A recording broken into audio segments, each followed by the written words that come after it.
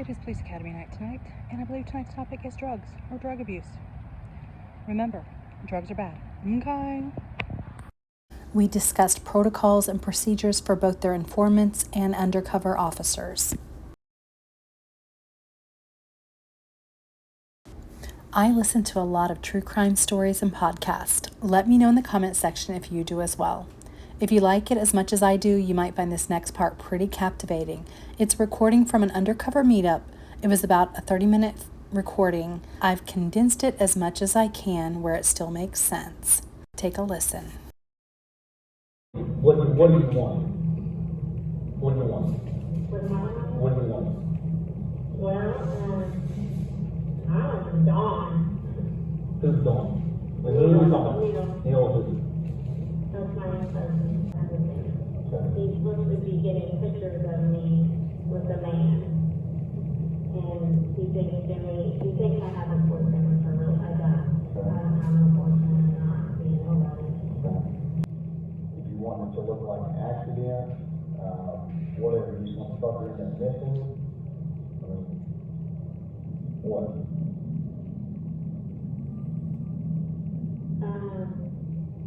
Yeah, it was like an accident. So what kind of accident? Like a car wreck accident, or you fell, bumped his head? I mean, what?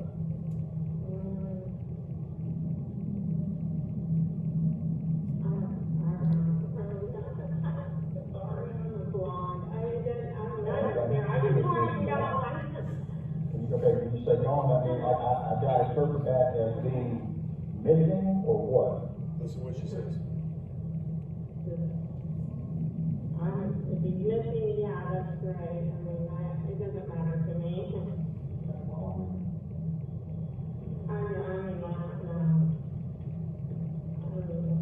want him gone, you want him dead. I mean, two completely different things we're talking about.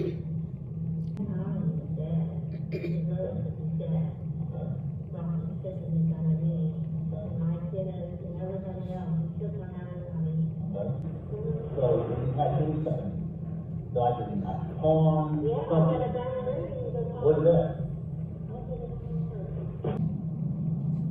Kind of done with the big old side on the side of the line, or someone wanted to laugh at, like we're trying to sell?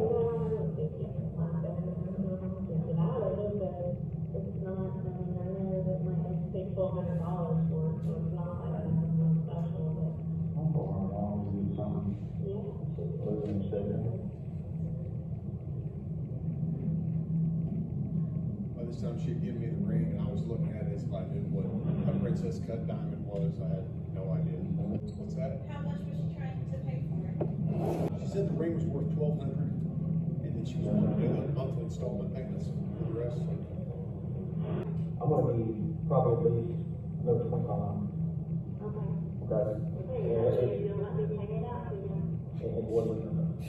Maybe it'll be like a 2-year plan, like $100 a month. That's what you're gonna have to go on. When it feels on, next week. That's why once done, I can make a call, say, hey, this is done. We need to be back up again. Okay. You get my time? Yeah, because I live on college right now. I'm homeless, and I have no work, I have no job. I just want to. And so, what I'm gonna pay that. I'm talking about Who else knows about this? Who else have you talked about this? Jimmy, he's the only one. No one else. No one else. Okay, so no one else is looking into this deal that I potentially, when I'm finding this fucking meal, that I'm gonna run into anybody else. Shouldn't. Okay. Nobody else is gonna be out there trying to do this thing deal. No. Okay. No. No. So it's hard to absolutely put on one deal about. That's it. Okay. I don't want nobody else knowing. Okay. Hell You no. are sure? Yes, Okay. I'm sure. Okay. How long do you want this done? What's the time frame? Any time frame? It is possible. As soon as possible? Yeah. Okay. Let me try to. Get your hand up. Get your hand up. Hand up now. All right. She was arrested on the spot there. Did you hear when I said Tommy's really gonna like this? That was code word for saying, So prior to this, in this time frame that we were working in, like these 10 days, 14 days,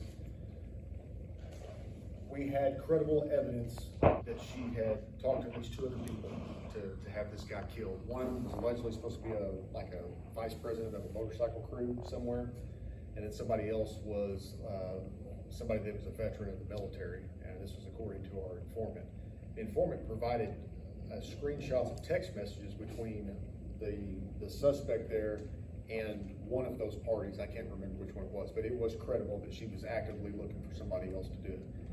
So that's one reason why we, I guess, got on it as quick as we did. Also in that time frame, we had a sit down with the district attorney and some assistants, and they gave us direction, so to say, based on the statutes and kind of a playbook for us to kind of follow, to make sure all the elements of the crime were met. And some of those are, I think I've got some of the definition of the statute listed here, but it was, she provided the information to us, told us what his name was, what he drove, I think where he worked, and then the trailer park where he lived at like 122nd, I-35. Told us what, of course, what his name was, and then she never really disclosed how she wanted it done, but she did say that she wanted him dead. And that was the big thing, so that we're not in any entrapment issues. We followed the playbook of what the DA's office had provided us. Neil's still alive. As far as I know. So I'll tell you that he was, so that night, somebody got a hold of him in our unit and told him what had happened, and he was just like, man, I don't really believe that type deal.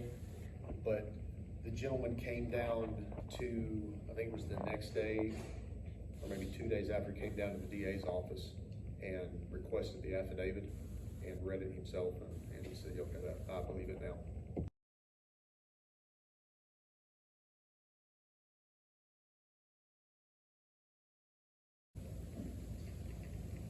All right, so we'll talk about just some street level, and these pictures are very old, but it's just as a basic intro classes.